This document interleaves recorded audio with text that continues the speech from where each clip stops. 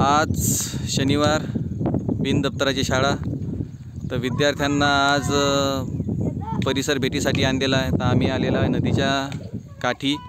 नदीला तर पाणी नाही आहे, पण इथे एक विद्यार्थ्यांना धबधबे कसे निर्माण होतात तर याचं उदाहरण आपण अशा प्रकारे दाखवू शकतो का इथून जे वाहतं पाणी आहे तिथं पाण्याचा साठा होतो आणि तिथून असे धबधबे निर्माण होतात.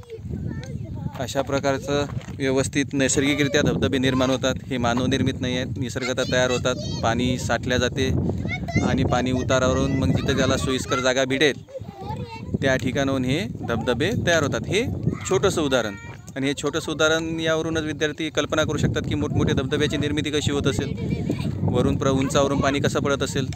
आता ह्या पावसाच्या पाण्यामुळे हा तयार झालेला हा जो नैसर्गिकरित्या तयार झालेला जो भाग आहे याचंच रूपांतर हळूहळू छोट्याशा धबधब्यामध्ये, प्रवाहामध्ये, ज्याला आपण ओढा म्हणू, अशा पद्धतीने होऊ शकते. ज्यावेळेस आता पुन्हा पाणी येईल, पुन्हा आम्ही भेट देऊ, तेव्हा पाहू की झुळझुळ वाहणारं पाणी कशा प्रकारे असते. विद्यार्थी आता आमचे त्या भागाचं, परिसराचं निरीक्षण करत आहेत. जिल्हा परिषद प्राथमिक शाळा तांदळीतर्फे तुलंगा. धन्यवाद.